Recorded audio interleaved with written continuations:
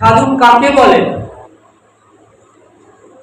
যাদের সৎ চিন্তা, সৎ ভাবনা, সতের সঙ্গে যাদের ওঠা বসা, সৎকে নিয়ে যারা চলাফেরা করে, যাদের সৎ গ্রন্থ পাঠ, যাদের অহর্নিশি সৎ সঙ্গ, তারাই সাধু।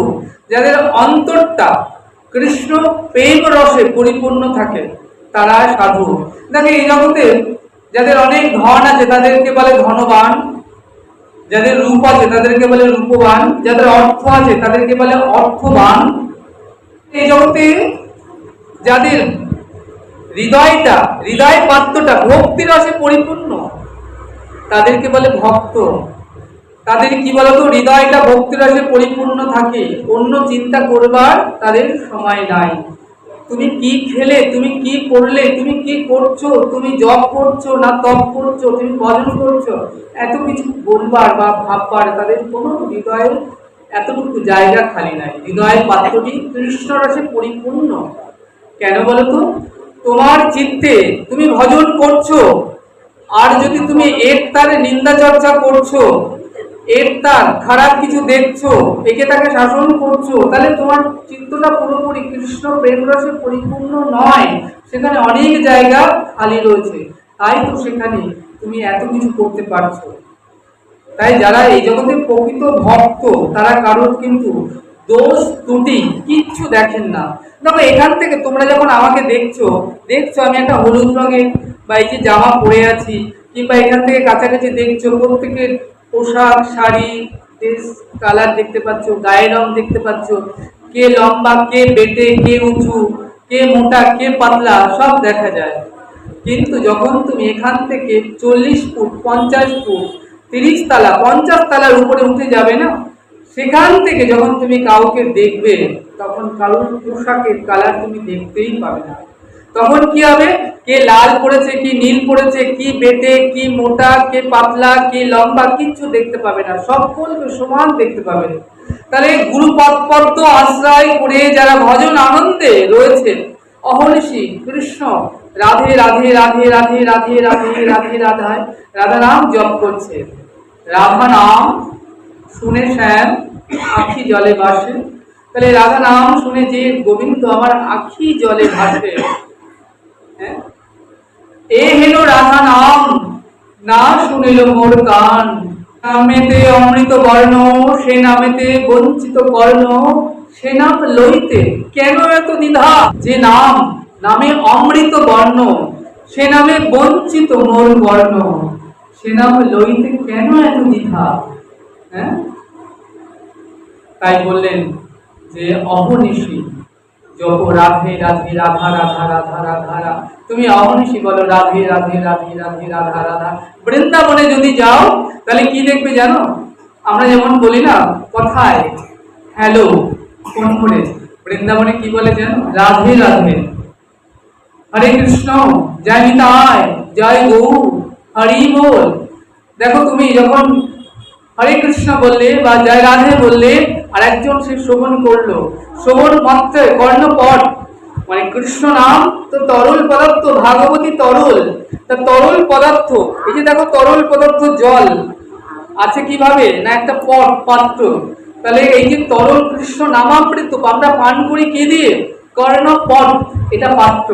কর্ণপট দিয়ে হৃদয়ে যখন যায়, তখন কি হয়? হৃদয়ের তম অন্ধকার, অজ্ঞানত আধার, কৃষ্ণ ভজনের যত বাধা, তাহলে কোটি জন্মের প্রাপ্ত কর্মফল মুহূর্তের মধ্যে পুড়ে জ্বলে ভস্মীভূত হয়ে যায়, আর হৃদয়ে প্রেম ভক্তি হৃদয় হয়। তুমি এসে বসবে ভাগবত আসরে, আর গোবিন্দ এসে বসবে তোমার হৃদয় বাসরে।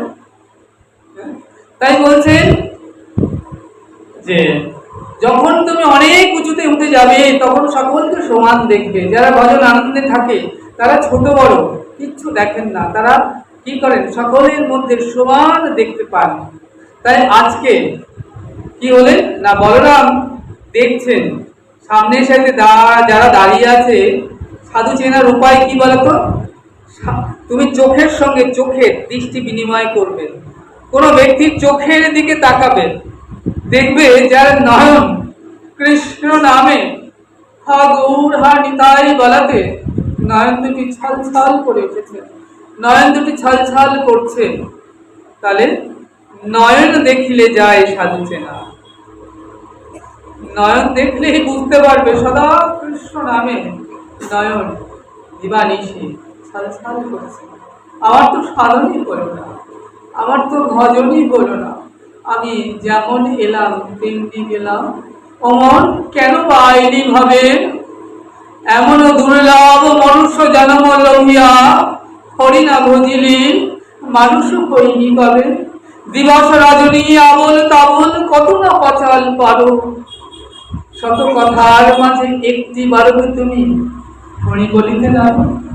সারাদিন আমরা কত কথা বলি, শাস্ত্র বললেন যে কথার মধ্যে হরি নাই, যে কথার মধ্যে আমার রাধারানী নাই, যে কথার মধ্যে আমার গোবিন্দ নাই, সে কথা যেন ব্যাঙের গ্যাঙ্গর গা। সে কথা বিষয় কথা তোমাকে এক প্যাচ করে বিষয়ের মধ্যে আবদ্ধ করবে, বাঁধবে। তাহলে আজকে মা এই যে আমরা আজকে এখানে এসেছি সৎসঙ্গে, সাধু সঙ্গে, সৎসঙ্গের মহিমা কিন্তু অপার, যে সে নয়। শাস্ত্র বললেন সাধু সঙ্গ সর্বশক্তি কয়, লভমাত্র সাধু সঙ্গে সর্বসিদ্ধি হয়। সাধু সঙ্গ কে করবে? সকলে আসবে। আজকে এখানে ভাগবতের আসর হচ্ছে, হরিকথা হচ্ছে, এখানে কত মানুষ থাকে, সবাই কি আসতে পেরেছে? বললেন সবাই আসবে না, কারণ কৃষ্ণ কথা হরিকথা অতীব দুর্লভ। বলছেন কৃষ্ণ কথা কেমন জানো? কৃষ্ণ কথা যেই তুমি কর্ণে শ্রবণ করলে, হৃদয়ের অজ্ঞানতা প্রাপ্ত কর্মফল মুহূর্তের মধ্যে বিনষ্ট হয়ে যায়। তাহলে সেই আসবে যাকে শ্রী গুরুদেব কৃপা করে এনেছেন। হরিকথায় তারাই আসবেন, সাধুগুরু বৈষ্ণবের কৃপা, ভাগবতের কৃপা, আমার নিতাই চাঁদের কৃপা, রাধারানীর কৃপা যার প্রতি হয়েছে, তিনি ভাগবত আসরে আসবেন, হরিকথা শ্রবণ করবেন। কারণ এই জগতে যদি সার কোনো কথা থাকে সেটাই হচ্ছে হরিকথা। বাকি সব মনোব্যথা, সংসারের কথায় তোমাকে জ্বালাবে, পোড়াবে, কষ্ট দেবে অহর্নিশি, কিন্তু হরিকথা শীতল বাড়িতে অবগমন করার মতো। গ্রীষ্মকালে তুমি যখন শরীরটা গরমে তপ্ত হয়, অর্থাৎ আনছান করে জ্বলে যায়, তখন যদি শীতল সরোবরে কেউ অবগমন করো, স্নান করো, তখন শরীরটা কত শীতল হয়ে যায়। তাই হরিকথারূপ শীতল সরোবরে যখন তুমি স্নান করবে, তোমার শরীরটা শীতল হবে। সংসারে তাকিয়ে দেখো সংসারে কি বিষয়। তাহলে এক জন্ম ধরে নয়, 84 লাখ জন্ম ধরে আমরা বিষয়কে ভোগ করছি। এর আগে যত যতবার জন্ম হয়েছে আমাদের কি ছিল? আমার নিত্যা ভয় মৈথুন। তাকিয়ে দেখা একটা নিম্নসীমী জীবের দিকে, কুকুর বিড়াল যে কোনো পশু পক্ষী, তারাও আমার নিত্যা ভয় মৈথুন করে। তাহলে ভগবানের সর্বশ্রেষ্ঠ জীব হয়ে আমরা কি করছি? আমরা এই জন্য এসেছি না। শাস্ত্র বললেন জীব সংসারেতে আইলা কৃষ্ণ ভজিবার তরে, কৃষ্ণ ভজন করবো বলেই আমরা সংসারে এসেছি। এমন দুর্লভ মনুষ্য জন্ম পেয়েছি, এই যে দেহটা পেয়েছি না, এটা অতীব সুদুর্লভ। শাস্ত্র বললেন না, এটাও ঠিক হলো না। এই দেহটা দেব দুর্লভ, দেবতারা যে দেহ কামনা করে, দেবতাদের দেহ তো কি ভোগের দেহ, ভোগের দেহের মধ্যে ভগবানকে একান্ত ভাবে লাভ হয় না। তাই বললেন দেব দুর্লভ কথাটা ঠিক হলো না, তাহলে এটা ভজন দুর্লভ। ওমা তুমি এবার যে জন্মটা পেয়েছো না, মনুষ্য দেহ লাভ করেছো, এটি একটি ভজন যোগ্য দেহ। এই এমন দেহ পেয়েও তুমি যদি হরি না বলো, তুমি যদি ভজন না করো, তুমি যদি দুবাহু তুলে বলো হরি বল, নিতাই গৌর হরি বল,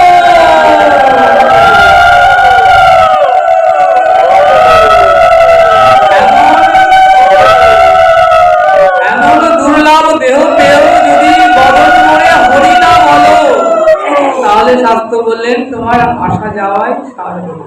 তাহলে সৎসঙ্গে কে আসবে? কোন ভাগ্যে কারোর যদি নিষ্ঠা হয়, দেখো সৎসঙ্গে কারা আসবে? কোন ভাগ্যে কারোর যদি নিষ্ঠা হয়, নিষ্ঠা শব্দে সুদূর নিশ্চয়, কৃষ্ণ ভক্তি কইলে সর্বকর্ম সিদ্ধি হয়। তাহলে শাস্ত্র বলেন কোন ভাগ্যে কারোর যদি নিষ্ঠা হয়, তবে সেজন্য সৎসঙ্গ সাধু সঙ্গ করায়। সাধু সঙ্গ হইতে হবে শ্রবণ কীর্তন। এই যে তোমাদের নিষ্ঠা হয়েছে, তোমরা সৎসঙ্গে এসেছো, শ্রবণ হচ্ছে, এরপরে কীর্তন হবে, তাহলে কোন ভাগ্যে কারোর যদি নিষ্ঠা হয় তবে সেজন্য সাধুসঙ্গ করায়, সাধুসঙ্গ হইতে হবে, শ্রবণ কীর্তন হবে অনর্থ নিবর্তন, জীবের অনর্থ নিবর্তিত হইলে জীবের নিষ্ঠা হয়, নিষ্ঠা হইতে শ্রবণার্থে রুচি উপজয়, রুচি হইতে সেই ভক্তের হবে আসক্তি প্রচুর, আসক্তি হইতে চিত্তে জন্মে কৃষ্ণ প্রীতির অঙ্কুর, সেই অঙ্কুর গাঢ় হলে ধরে প্রেম নাম, সেই নাম জীবের শ্রদ্ধানন্দ ধাম। তাহলে এটা একটা সিঁড়ি, তাহলে সিঁড়ি দিয়ে আমাদের উপরে উঠতে হবে। শাস্ত্র বলেন কাম ক্রোধ ছয় জনে লয়ে পেরে নানা স্থানে, ভুঞ্জায় নানা মতে হইয়া মায়ার দাস, জীব করে নানা অভিলাষ, আর গোবিন্দ স্মরণ গেল দূরে। এখন কিন্তু আর গোবিন্দ স্মরণ নেই, কাম আমাদেরকে জানতে ধরেছে, ক্রোধ আমাদেরকে লোভ মায়া জানতে ধরেছে। তারপরে কি বলছেন, খুব ধ্যান দাও, কাম ক্রোধ ছয় জনে, আমরা যে ভজন পথে চলেছি গুরু পদ পদাশ্রয় করে, এই পথে মা ছজন দস্যু আছে, তোমার সব কিছু কেড়ে নেবে। তুমি যদি অনেক টাকা গয়না অর্থ নিয়ে পথে চলো, একা পথে বাহির হও, তাহলে পথে জঙ্গলের পথ, মনে করো দস্যু রয়েছে, ডাকাত আছে, তোমার সব কিছু কেড়ে তোমাকে নিঃস্ব করে দেবে। যারা গুরু পদ পদাশ্রয় করে ভজন পথে চলেছো, জেনে রেখো এই পথ সুদূর নয়, এই পথে ছজন দস্যু বাস করে। তাই কি বলছেন, কাম ক্রোধ ছয় জনে লয়ে ফিরে নানা স্থানে। কাম কাম বলবে আরে আজকে সৎসঙ্গে সাধুসঙ্গে কি কি হবে, তার থেকে চলো আমরা কামনা করি, মোবাইলে টিভিতে আমরা কামনার বস্তু দেখি, এই তো সিরিয়ালটা হচ্ছে এটা দেখি না, এটা কত সুন্দর, এই তো এর পরের পর্বটা কি, যদি না দেখি চলে যাবে। তাহলে কি করবো, সংসারে মায়ার প্রলোভন, কারণ আমরা যে সংসারে থাকি মহামায়ার সংসারে, মায়া আমাদেরকে প্রলোভন দিচ্ছে নানান কিছু, কিছুতেই ভাগবত আসরে কৃষ্ণ কথায় আসতে দেবে না। কারণ কৃষ্ণ কথায় আসলেও দেখবেন হরিকথায় অনেকে আসে, কিন্তু তার মধ্যে বহু মানুষ হরিকথা থেকে উঠে চলে যান, বলছে ভালো লাগে না। গোসাই তো সেই একই কথাই বলবেন, নতুন কি আর বলবেন, সেই তো কৃষ্ণ কথা।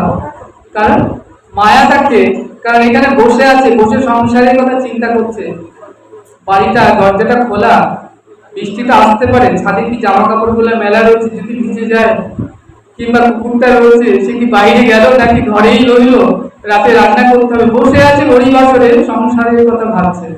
তাহলে হরিবাসরে বসে থাকার কোনো মানে হয় না। হরিবাসর মানে যে বাসরের বিষয়বস্তু হরি কথা, যে কথার সার কথায় কৃষ্ণ কথা, বাকি সব জেনে রেখো মনোব্যথা। তাহলে আজকে কি হচ্ছে জানো, আজকে এই যে বলছেন কাম ক্রোধ ছয় জনে লয়ে ফিরে নানা স্থানে, ভুঞ্জায় নানা মতে হইয়া মায়ার দাস, জীব করে নানা অভিলাষ, আর গোবিন্দ স্মরণ গেল দূরে। অর্থ চিন্তা লোভ বসে কপট বৈষ্ণব বেশে, ভূমি নানা দেশে দেশে, আর বহু ভাগ্যের ফলে লয়েছিলে ব্রজপুরে, তব কি পালন গলাতে বান্ধিয়া, দৈব মায়া বলৎকারে খসাইয়া সেই ডোরে, দিয়াছে ভবকূপে ডালিয়া। এবে যদি কৃপা করি অধমের কেশ ধরি, টানিয়া তোলো ব্রজপুরে, তবে তো গাইব ভালো, না হইলে বোল ফুরাইল, কহে দিন নরোত্তম দাসে।